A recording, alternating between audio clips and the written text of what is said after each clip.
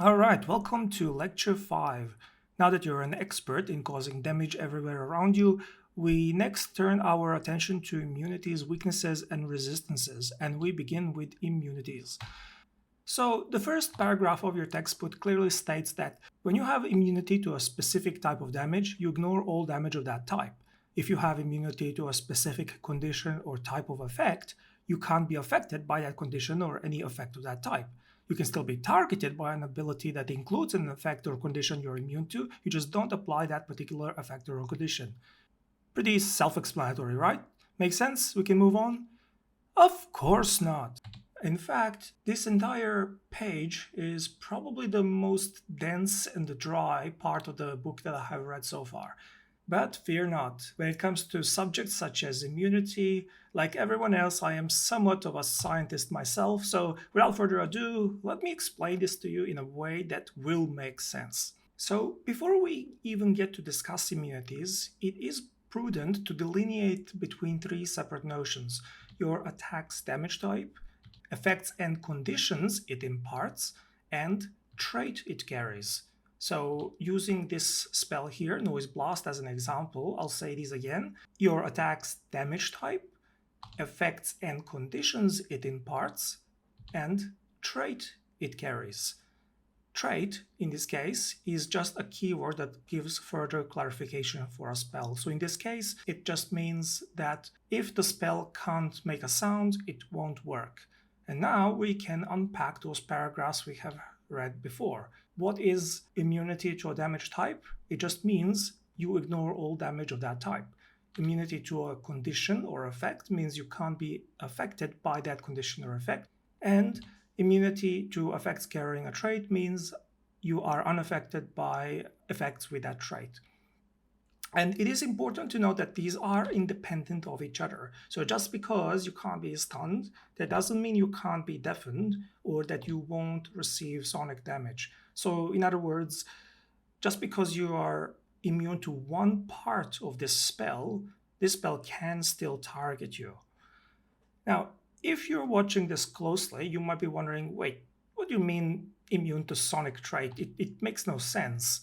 In this case, you are right. So traits in general are just keywords that encode the rules, and as such, they don't always encode an effect one would have immunity for. So let me pick an example where the trait will matter. So here's another spell called Execute. So we see that spell deals damage of a given type, and we can see that it has a death trait. Now, when you look up this trait, it says an effect with the death trait kills you immediately if it reduces you to 0 HP. So, in other words, if this spell whacks you down to 0, you don't get to be knocked out as you normally would down for the count, you just die instead. Now, immunity to death effects does not mean that this spell can't hit you. You can still be targeted by the spell and you still would suffer 70 void damage. However, if this spell hits you and your health does go down to 0, immunity from death effects means you do get to be knocked out and down for the count as you normally would through the process instead of dying instantly. Some spells and attacks deal more than one damage type, and immunity from one does not guarantee immunity to another. And of course, there are situations where the trait and damage type can match, like in this example here, and then immunity applies to the trait's effect as well as the damage. So you would not receive any damage in this case. At some point, you might encounter immunity from critical hits. So how is this to be interpreted? If immunity from fire damage means you ignore all damage of fire type, and immunity from electricity damage means you ignore all damage from electricity type, can we assume that immunity from critical hits means ignoring all damage from critical hits? Well, not quite. However, rather than just tell you what happens, it's more important to actually reframe this in your mind, how you think about critical hits. See, do not think of critical hit as a damage type, as what previous line of reasoning was leading us to. If you want to compare to something, think of it as an implicit effect of sort. And the way this effect works normally is if our attack roll is successful, then damage gets doubled. If basic save is critical failure, then damage gets doubled. So once you frame it like that, then immunity from critical hits means if attack roll is critical success, the damage doesn't get doubled. If basic save is a critical failure, then damage doesn't get doubled. So the right answer then becomes obvious. It just prevents the doubling of damage. That is what this immunity to critical hits does. Let's use one example to illustrate the point. So you cast Noise Blast and your enemy critically fails Fortitude save. Critical failure entry says that the creature takes double damage and is deafened for 1 minute and is stunned 1. So if the creature had immunity to critical hits, it instead takes normal damage, is deafened for 1 minute, and is stunned 1. In summary, immunity from critical hits means you take normal damage instead of double damage. This sort of effect applies whenever you use strike or other kind of attack that deals damage. Previous attack wasn't a strike, it was a spell, but because it deals damage, that's why it applies. Other effects of the action still apply, and in more complex cases, it is left to GM's discretion. Immunity to non-lethal pretty much throws everything I have taught you so far out of the window, so it's an exception to everything stated. Immunity from non-lethal means no damage from attacks with that trait and no effects apply, even if other effects and damage types are present. Remember Execute, spell from before? If you recall, we said that even if you have immunity to death effects, you would still receive void damage. That is because immunity to one part of the spell does not mean immunity from the other.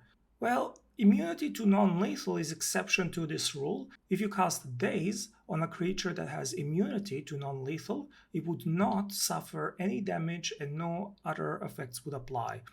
So according to the rulebook, this immunity might apply to construct creatures, for example, and it does make sense when you think about it. A construct is either functional or broken, so you can't exactly knock it out or make it lose consciousness. It just wouldn't make sense. So when applying the rules, always ask yourself, does it make sense? Temporary immunity is nothing new. It's not like a special category or anything. It just means that immunity has a time limit. So if you look at your textbook, it says that repeated applications of that effect don't affect you for as long as the temporary immunity lasts. So you will sometimes find that effect and temporary immunity to the effect often come from the same source. So we can use, let's say, blindness spell as an example, as it was used in your textbook. So if you are casting blindness on an enemy, what happens, you can see when you read the text, this spell grants temporary immunity to your enemy from blindness, and the duration is 1 minute. Now that's a duration for the immunity, not duration for the effect itself. So the duration of blindness will vary depending on the saving throw that the enemy makes. We have 4 categories or 4 situations: critical success, success, failure, and critical failure. Now, we did not cover time in combat encounters at this point, but just take my word for it that 1 minute of combat in-game is equal to 10 rounds. So with that said, we can start with critical failure, and we can see that if the enemy rolls critical failure, the result is that the target is blinded permanently. So immunity is 10 rounds or 1 minute, but the blindness effect itself goes on indefinitely. If the enemy rolls failure, then the target is blinded for 1 minute. So again, immunity is 1 minute, and the blindness effect is 1 minute as well. Now, at this point, you might be wondering, wait, how can you be blind and immune to blindness at the same time? How does that make sense? Well, if you look at the rules, it says that this immunity doesn't prevent or end ongoing effects of the source. So I can only speculate, but I suspect that one of the reasons this rule is in place is so that you don't just decide to spam blindness before the cooldown ends and then you just reset their counter. It doesn't work like that. So if they're blind, they're blind until the effect wears off. In this particular situation, you can't make them blind once again. In case of a success, immunity again is 1 minute and blindness is 1 round. Now, strictly speaking, it's not 1 round, it's until its next turn begins, so it will vary depending on the order of players or participants in combat. But just for the simplicity, let's say it's about 1 round. And if enemy gets a critical success, immunity is 1 minute, and there is essentially no blindness. So you have effectively just made your enemy stronger. You've given them immunity for 1 minute for your attempt at blindness. Immunities are generally reserved for creatures made up of unusual substance, so something like fire elemental being immune to fire. But now we turn our attention to weaknesses, which are perhaps more common in comparison. So a weakness refers to a particular vulnerability that a creature or entity possesses against a specific type of attack, damage, or effects. This vulnerability is quantitatively defined by a number I will call weakness value. And to apply weakness, all you have to do is just essentially just add it to the damage. Resistance, on the other hand, works exactly the opposite of weakness. So we can define resistance as game mechanic that quantifies creatures' ability to reduce damage from specific types of attack, damage, or effects. Numerically, again, we can express it by a number I will call resistance value, and that represents the amount that damage gets reduced by. Whereas with the weakness, we were adding to the damage. But to apply resistance, you would just subtract the number or subtract the value from it. So everything we have said so far, let's see what it actually means. Let's see how we can put it to use through an actual practical example. So if you recall, when you make a damage roll, or in order to make a damage roll, you follow these steps. So we have seen this in the previous lecture. So the first step is to roll damage dice, and then you add as usual, you would add your modifier, bonuses, penalties, yada yada, and eventually you work all that out and you get some kind of a number. Let's say you get number 11. Then next step says determine damage type.